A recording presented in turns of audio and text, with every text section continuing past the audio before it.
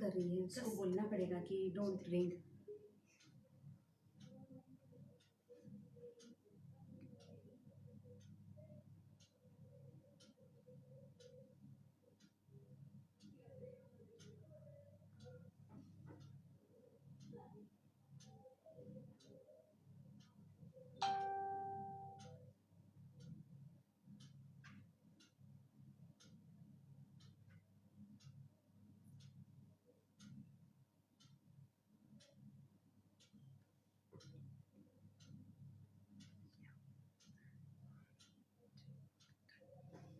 Hello everyone. I wish you a very happy good afternoon.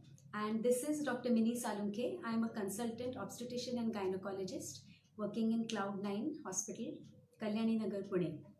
The topic of today's discussion would be preterm labor, its causes and the care to be taken. So let me first give you a brief about the preterm labor, its causes and the treatment in short, and then I would be taking up the question answer sessions. So I hope all of you have joined in and we'll give it a start now. So preterm labor is defined as any labor which starts before 37 completed weeks of pregnancy. So the term pregnancy as we call it is from 37 weeks onwards till 40. Post 40 weeks is postdatism. But before 37 weeks, if the patient is going in labor, then we call it preterm labor. The incidence of preterm labor is around 5 to 10%. So what is the actual cause of preterm delivery? Why should a patient go into spontaneous labor before 37 completed weeks of gestation? So here we would be taking the various causes of preterm labor, in which there are some maternal causes, there are some fetal causes and some uterine causes. So in maternal causes, usually the causes are because of some maternal infection. The infection may be recurrent urinary infection, vaginal infections which have gone undetected, urinary infections which may have gone undetected, acute appendix infection or some other gastrointestinal infection which may incite the uterus to start contracting. The other reasons may be just plain maternal stress, lot of exertion, sitting and working for a prolonged period of time without any rest, without bouts of kind of relaxation and taking a lot of water and all. So many of the preterm labor causes may be maternal infections, so which we have to be very careful in dealing with during the pregnancy. Other obstetric causes or the fetal causes may be other maternal causes may be acute infection, acute fever, acute pyelonephritis, that is some kidney infection, some abdominal operations probably which might have occurred. I mean, the abdominal operations which occur during pregnancy are usually emergency causes like a twisted ovarian cyst or some cervical encirclage, that is os tightening, which may have to be done. So I'll be taking the cervical encirclage a little later because it might be one of the rescue operations of preterm labor. Then maternal causes like severe hypertension, diabetes leading to, say, gestational diabetes leading to excessive water, which is called polyhydramnios. Because of infection, there might be premature rupture of membranes. The patient has come with a history of leak because of infection, and then she has gone into premature labor. Then other causes may be bacterial vaginosis, means continuous heavy discharge from the vagina. Then some bacterial infections of the vagina, yeast infections of the vagina, excessive. Now the baby causes, fetal causes may be multiple pregnancies. As you know now, because of the rising IVF pregnancies, there are multifetal pregnancies, that is multiple pregnancies, twins, triplets. So these pregnancies have always the risk of going in for a preterm labor before 37 weeks. So usually say we twins 36, 37 weeks, triplets 34 weeks. So this is the common cause of preterm pregnancies, labors nowadays.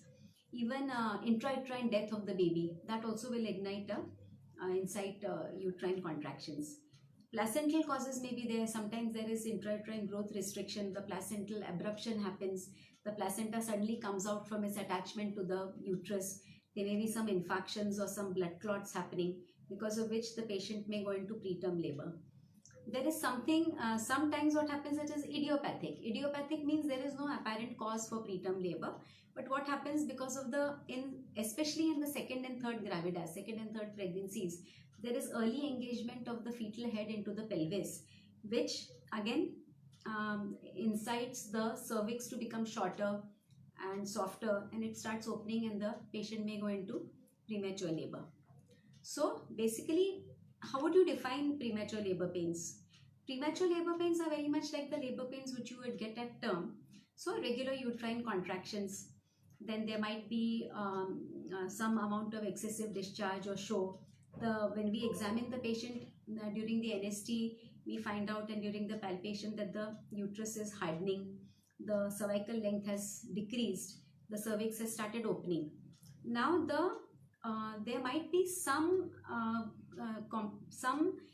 symptoms which might be there before the actual start of the preterm labor, active labor. So the patient might complain of continuous pelvic pressure, continuous pelvic pain in the lower part of the abdomen, backache, excessive vaginal discharge, or there might be some amount of bleeding or show as we call it, the mucus mixed with blood.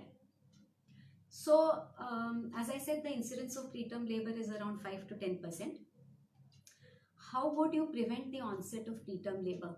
So first thing is that we have to, as the patient and the doctor both, have to be very careful about the causes and the symptoms which are there before the actual start. As I said, multifetal pregnancies, twin pregnancies, early engagement of the fetal head. So the patient will have a continuous pressure on the lower abdomen, then mild backache or quite a lot of backache and excessive vaginal discharge. So at such times you should visit your doctor. The doctor will check you by various modalities: internal checkup, a speculum checkup to see the amount of discharge. A vaginal swab may be taken at that time for any bacterial infections. We have to check for premature rupture of membranes by doing an amniocenal test and checking whether this is a leakage of water or it's only a vaginal discharge. Then there will be the checkup of the abdomen. We'll see whether contractions are coming, whether they are just Braxton Hicks, that means contractions without any pain. Has the cervix dilated silently? What is the pregnancy age of the patient?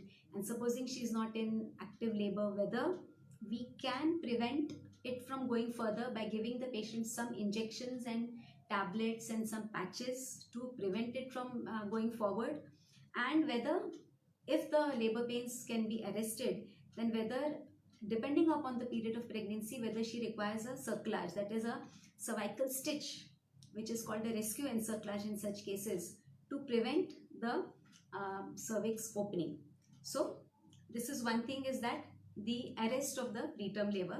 Then whether at what stage of pregnancy has she come, can we stop the cervical dilatation by a cerclage, or just we give her head low position, feet up position, give her tocolytics. Tocolytics means there are injections and tablets which will help the preterm labor to stop.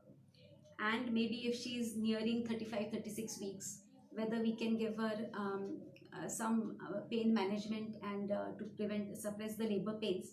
Also, in this preterm labor, if we are able to arrest it by, if there is an infection, we arrest it with the help of antibiotics. So tocolytics, antibiotics, arrest of preterm labor, then taking a decision maybe later whether she needs an encerclage, at what stage of pregnancy is she. And in all this, one very important thing which the gynecologist, your obstetrician, would do is that she would see to it that the main problem of preterm labor here is that the preterm baby's lungs are not mature. So any baby born before, say, you can say 35-36 weeks, so at that time what will happen is that corticosteroids, so glucocorticoids, samethasone, 6 hours apart, or 2 doses of betnosol 24 hours apart or 12 hours apart, depending upon how speedily we want it to act, and how if the pregnant patient is going to deliver very soon, so that the lung maturity is there. So once a preterm baby is born, there are many physical and neurological problems in the preterm if the baby is very preterm. 35-36 weeks, maybe 34 weeks onwards, we are not that worried about the prematurity. But definitely before that, if the baby is going to deliver, because of severe hypertension or some other problem because of which the patient has gone into preterm labor, then definitely we would give two things, is that the steroid injections so that they can act, and if we get another 48 hours after the steroid doses, then that is a bonus for us because the lungs become mature. The babies can do well on their own with a little NICU support. So here, that is one thing. And second thing, now we are started giving, we have been giving for very preterm births the neuroprotection, that is the neurological development of the baby, brain development is very important. So we give the patient the magnesium sulfate, which is a neuroprotective agent. It also helps to as a tocolytic to prevent the contractions. And second thing, magnesium sulfate would be a neuroprotective agent. So these things can be done when we know that the delivery is imminent. That means supposing the delivery is going to happen within say 48 hours or 2 days. You buy time, give the patient steroids, give the baby neuroprotection, and then you are in a very good position to deliver the preterm neonates. Any preterm labor nowadays, I must say very proudly that Cloud9 is very well equipped with a very good NICU and doctors. So any preterm patient coming to us, they are managed beautifully. And as such, the patient, when she comes in preterm labor, she is so much stressed out and so worried. So here, I want to tell them that don't worry about these things. The doctor will definitely try to find out the cause of the labor pains, give tocolytics, give antibiotics if necessary, give you other things so that your baby does very well outside, even if the delivery occurs within a few hours.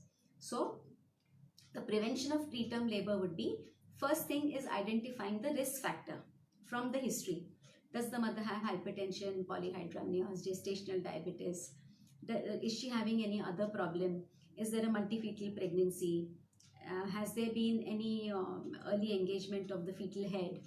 And in the initial weeks only, when the patient comes to us for an antenatal counseling, to tell her the importance of not smoking, drinking.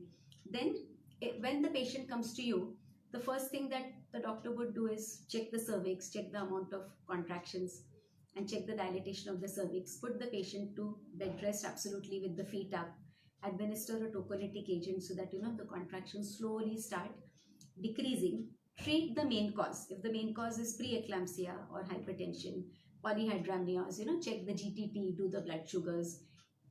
Placenta previa, the placenta is low lying. So these things can be treated with rest with the feet elevated. Investigations in the setting in the hospital would be a full blood count, vaginal swab, an amniocentesis to check whether there is any leakage of water, and then a full blood count to know whether it's some bacterial infection is there. Then the sonography, the NSTs if the patient is beyond say 32 weeks. Urine analysis, any signs of any infection anywhere. So urine routine, culture sensitivity. Then sonography and other investigations like glucose and serum electrolytes before putting the patient on tocolytics or the Maxell therapy. So the arrest of the preterm labor when the patient comes in labor is one of the main things. In the antenatal period, small signs in case of high-risk pregnancies always have to be given full justice. Like in a high-risk pregnancy, which we have already enumerated the high-risk pregnancy factors for preterm delivery. Any excessive pressure on the lower abdomen, backache, keep showing the doctor, and a stress-free life without any smoking or drinking. So all these things need to be addressed during the pregnancy itself. Many a times the high-risk pregnancies, because we know that they have a high chance of going into preterm labor. As obstetricians, we do give them the prophylactic, that is a preventive corticosteroid therapy, the steroid therapy, so that in case if we are thinking that the patient would go into preterm labor later on, we have already seen to it that the baby has received 2 doses of steroids so that the lungs are mature when the baby is born, and the baby has a very good chance of doing well in the NICU. Other things which in high-risk pregnancies would be that to put the patient on progesterone therapy. Intramuscular progesterone therapy is there, tablets are there. Then there are tablets, tocolytic tablets are there so that the patient doesn't go in preterm delivery. So these we may start before the onset, before itself, in the antenatal period itself, in the pregnancy period, to prevent preterm delivery. So the obstetrician will find out which are those patients, those 5 to 10% of patients who are at a risk for preterm labor. Once we have decided that these patients may require additional therapy, we do give all these therapies, and the visits are also shorter. They come frequently, and more. I mean, the amount of counseling and the amount of calling the patients to the OPD is also more. Now, regarding some patients who are on high risk, I mean, who are high risk patients, and especially on those who have had IVF or multifetal gestations, many times we are monitoring the cervical length serially during the pregnancy period to see if the cervical length is decreasing. Sometimes, if the patient has one risk factor which I would like to enumerate is a history of previous preterm labor. This is very, very important. If a patient comes to me that I have had a history of incompetent os, which we can know with the symptoms in the previous history, is that she has miscarried or she has had a preterm labor after 20 weeks till 37 weeks, then that means they do give a history that, madam, we have had a cervical encerclage, a stitch given to the cervix in the first pregnancy. Or maybe in the first pregnancy it could not be diagnosed because that was the first pregnancy and we don't know about incompetent os probably in the first pregnancy. So such patients, prophylactic, that is a preventive os tightening, which is called a cervical encerclage, is given. Sometimes various doctors have, I mean, depending upon the patients, you may give a cervical encerclage if you feel that the twin or the triplet pregnancy is going to open up, and go into preterm labor, the cervix is going to open up. Secondly is that definitely a history of previous loss may warrant a cervical stitch and a very, very careful monitoring. Okay, so now supposing you have done everything, you have identified the risk factors in the pregnancy. When she comes in preterm labor, you identified the risk factors in pregnancy and treated her accordingly. Then if she comes, in spite of that, if she comes in preterm labor, you've managed the preterm labor and you have managed to arrest the preterm labor. But in spite of that, the patient goes into preterm labor and she delivers. So depending upon the period of gestation, the whole neonatal unit is ready, the doctors are ready, the NICU is ready, and then we, depending upon what is good for the mother and the baby, especially the baby in this case, we might go in for an emergency C-section, or if the baby is delivering vaginally without any problem, the baby is delivered vaginally and then handed over to the neonatologist. The neonatologist, seeing the gestational age, the pregnancy age of the baby and how the baby is doing. Most probably the baby is less than 1.5 kilos, and those babies who are less than 34 weeks. Usually now the NICU facilities are so good that 34 to 37 weeks is the gray zone. I mean, most of the babies for a day or two they are put in the NICU and they come out very well. Those definitely less than 34 weeks and less than 1.5 kilos, definitely they would immediately go to the NICU and need to have some higher kind of treatment. So I think this is in short the I will take the question and answers.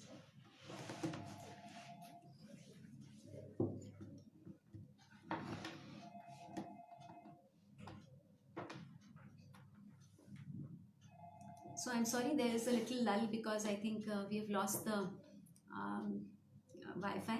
So I would love to answer all your questions about preterm labor, and as the questions go, we would be discussing the treatment and the. So how do you know? The first question is from Sujata. How do you know if you're going into preterm labor?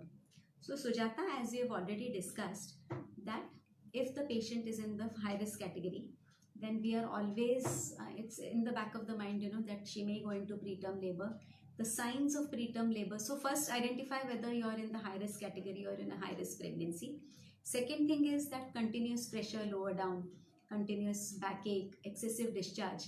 These are some of the premonitory signs of preterm labor. Now going into active preterm labor means regular contractions, regular painful contractions, excessive discharge show, and there might be some premature rupture of membranes, and the feeling that there is a lot of pressure in the pelvic area. So these are the maybe the premonitory symptoms. Right from pregnancy, the antenatal period itself, we are able to judge whether you'll go into a preterm labor or not. Sometimes, as I said, without any reason it suddenly starts. So you must always be careful that if there's any excessive pressure or some pain which is not the normal pains which you would get, like the round ligament pains or the round ligament stretching, then you must immediately meet your doctor. So what are the chances of going into a preterm labor? In the high risk pregnancies, as I said, around 5 to 10% chance of going into a preterm labor. That is the incidence which is found. What are the complications of delivering a baby after the due date, post-term? Will it possess any risk to the baby? So Dhruvi, I would answer this question. It's actually not related to the present topic of today, because the topic is exactly the opposite, that is preterm labor. But post-term or post-datism means, post-datism is 1 week after the, means from 40 weeks to 41 weeks. 42 weeks onwards, it's post-term. Post-datism is the date you've crossed the due date and you have still not delivered. So here the risk is that nature has made the pregnancy period 9 months plus 7 days, that is 40 weeks. Now, why has this been done is because the placenta, which is the main organ supplying the baby, later on it starts calcifying. It starts, you can say shrinking, or it starts drying up. So the nutrients which are passing from the placenta to the baby naturally are drying up, and the baby gets less and less blood supply and nutrition. So post term or post date, whatever you say, 41 weeks, 42 weeks, this is one reason because of which the baby might start becoming distressed inside the uterus and may pass motions inside the uterus, which is called meconium. So a lot of chance of the baby becoming distressed in the passage of meconium. So this will definitely possess a risk to the baby, because within the uterus there might not be any problem, but when you go into labor, and if the baby is already distressed and has passed meconium, during the birth of the baby, the meconium aspiration may be there, and there may be other problems because of postdatism. The baby also by that time may have become more than 3.5 kilos, and these are the other problems which are associated with postdatism. So it is better that follow till the due date. Once the due date is crossed, even if the fetal movements are good, the NST is good, but still one can't predict meconium. If there is meconium inside and then the baby swallows the meconium, it goes into the lungs, then that becomes a very, very, very major problem. So there is definitely risk to the baby. Ananya asked me, what are the complications of delivering a baby after the due date? Okay, this is the same thing, same question, so which we have answered. Trishna says that is 38 weeks mark too early to induce labor? All health parameters are good with the baby and me, but I want to avoid spontaneous labor and I want to be better prepared. So see, Trishna, here the basic thing is that we call the period of 39 weeks is the best period to go into labor, either spontaneously or to be induced. Now here the question is that till 39 weeks we wait. After 39 weeks, if you go into spontaneous labor, very good. If at 39 weeks or 40 weeks you still don't go into spontaneous labor, then we would induce. My personal opinion is that we can wait till the due date, because that is better. Let the head sink into the pelvis. Personally, I feel that more the chances of natural labor pains, it is better. So you can induce at 38 weeks, but then instead of 38, 39 is a better time, because it is completely mature at that time, completely mature. And second thing is inducing labor at 39 weeks is okay, or it is better that you wait for the natural labor pains and then go into labor on your own, because sometimes induction at 38 weeks or 38, 39 weeks, inducing for no reason, I mean without any high risk factors, sometimes the baby lands up into distress and a C-section. Manini, does bed rest help prevent preterm labor? Now here see, Manini, what I would like to tell you is, if you are in the high risk group, if the patient is in the high risk category, twins, triplets, or a previous history of preterm labor, the patient has had a ostectomy, that is a cervical encirclage. Such patients, definitely we tell them, if there are any symptoms or any infections, then we definitely tell them that bed rest is definitely going to help a preterm labor. 100% is going to help a preterm labor, because the more you exercise and the more you do exertional work at such in such a time is would be hazardous. Otherwise, there are many patients who have asked me, madam, that because I did too much of exercise, or because I've been working out, of course in the standard parameters or protocols which have been told, did I go into preterm labor? Have I eaten something? Have I done something because of which I've gone into preterm labor? So there is nothing like that. When the need arises, we do tell the patient, high risk patients, that you might go into preterm labor, so rest would definitely be better. But otherwise, in a normal natural pregnancy, spontaneous conception with no high risk factors, definitely we would allow you to do some exercises for flexibility and all. But otherwise, as you've asked, bed rest is definitely helpful to prevent preterm labor, especially with the feet elevated. Zisha has asked, it's my 35th week running and I'm feeling like baby's head or any part is touching my pelvic bone. What should I do? So Zisha, many a times what happens that the patient does come with these symptoms that she's crossed 34 weeks, she's in the 35th week and she feels some pressure and she feels the kicks in the vagina, baby kicks in the vagina. So at such times, we do tell the patient to come to the OPD, to contact us, to get you must get yourself examined by your healthcare worker. What we usually do is we first check how many weeks she is. At 35 weeks, we would do an NST to see that whether there are any uterine contractions, and if the NST and the baby is reactive and the baby is active, then we would do a gentle internal examination to see whether the baby's presenting part, whether it is the head or any other presenting part, breech or feet, whether it has come down into the vagina, whether the cervix has opened, whether the cervix is opened and the effacement, whether the cervix has been taken up into the uterus. So if such complaints are there, sometimes it may be possible that the head has gone up, the baby is moving in the breech position at present, and the legs are kicking at the lower part, in the lower abdominal region. But it is important for your gynecologist to check you and assure herself and ensure that, and assurance, give you the assurance and assure herself that you're not going into preterm labor. Vedika says, as I'm approaching my last trimester, I worry more and more about going into the preterm labor. What can I do to prevent preterm labor? So Vedika, here again the same thing is, your doctor also and you, both of you know, you've identified whether you're in the high risk category or not. If you're not in the high risk category, then don't worry and stress yourself out excessively, because that itself is a cause for preterm labor. So there should be the right blend of rest and working. So in case your doctor says that the presenting part has come down and I feel that the cervix has softened too much, or there is a vaginal discharge which is more and she's treating it, or there's an infection, at that particular point of time your doctor may tell you to take rest and not exert yourself and not do the antenatal exercises. But if there is no reason for you to go into preterm labor, please don't excessively worry and don't be stressed out, because your doctor will be checking everything properly and assuring you that you're not the likely candidate to go into preterm labor. So don't worry excessively about this, because stress and exertion itself will trigger the preterm labor. Steffi says, can laughing too hard during pregnancy trigger preterm labor?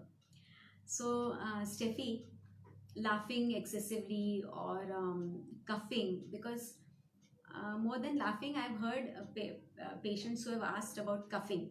They have a lot of cough and they have a lot of cough and they have some fever, and then they feel that just laughing or coughing hard will create a problem and they might go into labor. So that is not the case. Laughing or just because you have a little bit of cough and you're coughing will not cause preterm labor, so don't worry about it at all.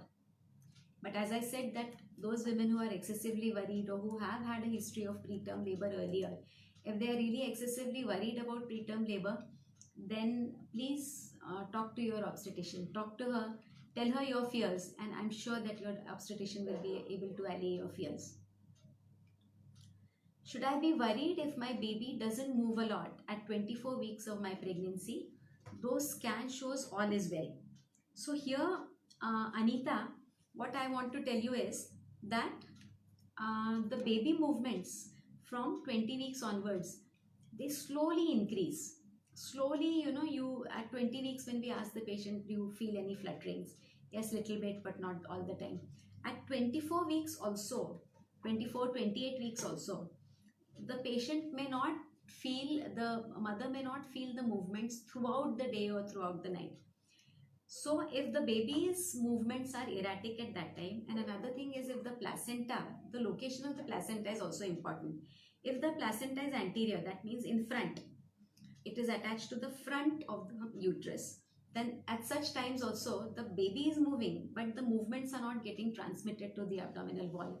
So many a times the patient feels that, oh, my baby is not moving. So baby is actually moving because it is showing in the sonography that the baby is moving. Many a times the patient can't feel it. And movements, of course, we tell you to monitor the movements throughout pregnancy. But if the movements cannot be felt, just go to the hospital, ensure that the fetal heart is good, allow the doctor to examine you, and maybe the doctor will make you do a sonography to check whether the movements are there or not. So I would request you to come out with more questions. So we will take more of the preterm labor. And what does high risk pregnancy mean? Now, high risk pregnancy here means a pregnancy which is complicated by some maternal risk factors or obstetric factors. So what are the maternal risk factors to label it as a high risk pregnancy? So some hypertension during pregnancy, pregnancy-induced hypertension, gestational diabetes, and thyroid problems, obstetric cholestasis, some liver problems. Then the problems of multifetal pregnancy, that is a twin pregnancy, triplet pregnancy, polyhydramnios, and 2 or 3 factors mixed together. Or a high-risk pregnancy may be a previous history of bad obstetric history of multiple miscarriages, multiple preterm births, multiple maybe one after the other, a miscarriage and then a preterm birth, then an IUD, that is intrauterine demise. Associated this pregnancy with some intrauterine growth restriction, oligohydramnios, that means less water levels, or a history of a cervical encirclage and a preterm delivery in the last pregnancy. So all these things are factors which lead to a high risk pregnancy. And a high risk pregnancy, as I told you, it may be possible that the high risk pregnancy may lead into preterm labor. So one mother has asked me that I am 36, Sarita, 37 weeks pregnant with an amniotic fluid of 7 centimeters. Can normal delivery happen, and how to increase the amniotic fluid? This is a very good question, Sarita. At 37 weeks, usually what happens is that the amniotic fluid throughout the pregnancy, in the various pregnancy stages, it is different. So maybe initially till 30 weeks, it might be about 15, 17 centimeters. Later on, as the pregnancy advances, it becomes lesser and lesser. But at 37 weeks, we expect an amniotic fluid of at least 10 to 11 centimeters. Here you have an amniotic fluid of 7 centimeters, which is you can say a mild oligohydramnios. It is not moderate to severe. So we can definitely put you on plenty of fluids, coconut water if you don't have gestational diabetes, and some protein granules to be put in water maybe 2 or 3 times a day, or the protein drips. These can increase the amniotic fluid. If the amniotic fluid, and we have to be very careful regarding the monitoring. We tell you to monitor the baby movements very carefully. We do monitor the amniotic fluid depending upon how fast, soon, or how it is increasing or decreasing, maybe weekly sonographies. And definitely at 37 weeks with the fluid of 7 centimeters, if the findings are favorable and you're going to go in for labor, normal delivery can happen. Rekha says, as per the ultrasound done at 10 weeks, the baby's BPD and HC is less. Then what it should think, maybe you got the gestational week wrong. Maybe it might be in the later weeks of pregnancy, at 14 weeks onwards, that we are measuring the BPD. And the HC and all is measured usually during the anomaly scan, BPD, HC. Okay, Smita, I think Smita's husband is asking this, that my wife is 6 weeks pregnant and we do not want to continue our pregnancy. So which method is preferable, either medical treatment or surgical treatment? So here basically the protocol is that if the pregnancy is less than 7 weeks and there are no high risk factors like previous multiple histories of miscarriages or DNEs, or previous history of 2-3 cesareans, then at less than 7 weeks, it is preferable to miscarry or abort by the medical treatment, in which we have the pills. Above 7 weeks or even below 6 weeks with some risk factors, or above 7 weeks, then it is always better to do it surgically, because the chances of it becoming an incomplete miscarriage are more. But if it is less than 6 weeks and there are no major risk factors, then you can go ahead with the medical management or medical treatment of pregnancy, of termination. So Harshita says that my LMP was on 25th December and at 12th February I have completed only 7 weeks from the last period. But in sonography, the fetal age is 7.4 weeks. How is this possible? Because only 7 weeks have passed. See, one thing, let me tell all the young couples here, that usually there is a great confusion that my last period was on this date, but I have conceived during the ovulation time. And how can you calculate from the time when I didn't even, ovulate? So see, for all the young couples and all the young pregnant people who are there, this is the Niggles rule, and this is the universal way of calculating the gestational age or the pregnancy age. Now here 7 weeks and 7.4 weeks, why this discrepancy is there is, one thing is that the observer variation. Observer means the sonologist, how he or she is measuring the fetus. Maybe 2-3 days here and there is allowed. And here one thing we don't know is that even if the LMP was 25th December and you should have been 7 weeks, we actually don't know the date of ovulation. So 2-3 days, 4-5 days less or more is acceptable, because we don't measure the gestational age only by one sonography. Your obstetrician will take out the mean gestational age and the mean EDD after doing 2 or 3 sonographies. So don't get worried. It's not a major issue. Urja says, is it safe to take dexamethasone injections after 37 weeks of pregnancy? What are the benefits? I have normal reports till now with a good baby weight of 3 kgs. See, Urja, as we have just talked about preterm labor and preterm births and the preterm deliveries, dexamethasone injections are to be given only before 37 weeks of pregnancy, because 37 weeks onwards your baby is maturity is there, lung maturity, lung wise. So there is no need of giving dexamethasone injections after 37 weeks, because even if the patient delivers, there is no problem. It is only before 37 weeks that the steroid injections are given, and they are of benefit. After 37 weeks, there will not be any additional benefit of steroids. The reports, it's good that the reports, you have good reports and your baby is 3 kg. So even if you deliver anytime, that is acceptable, and you'll have a good nice baby. Rinki is saying that she has a left tubal block. Laparoscopy has been done and the right tube is open, and still the pregnancy is not happening. Okay, so this is again outside the topic, but of course I am honored to take up all the questions which have been asked. So here, this is she says that the right tube is open, but the left tube is blocked.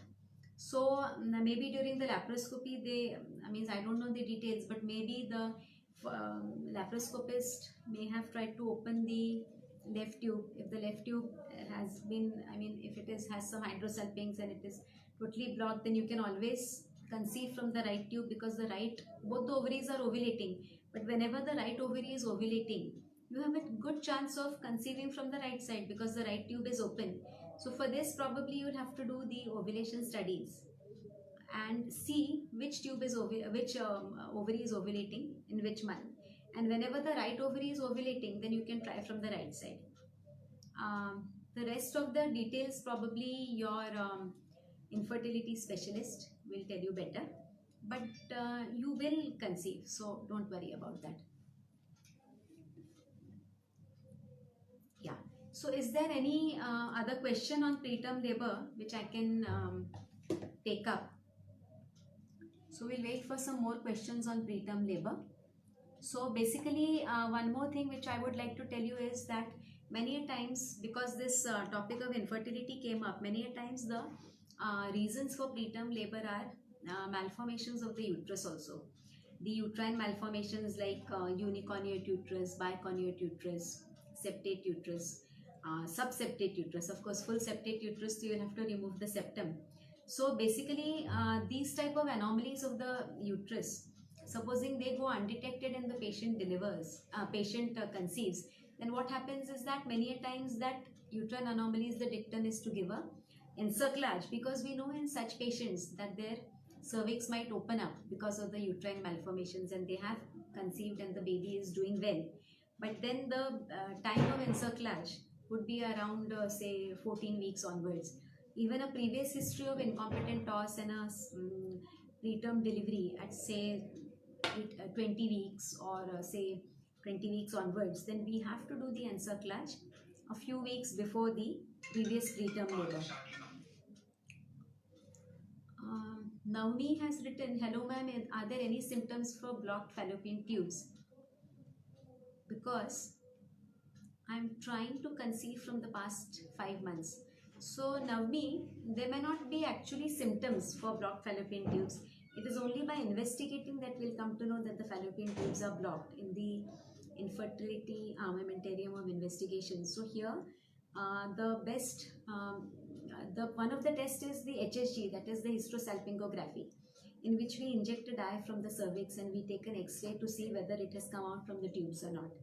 That is one thing which will tell us about blocked fallopian tubes.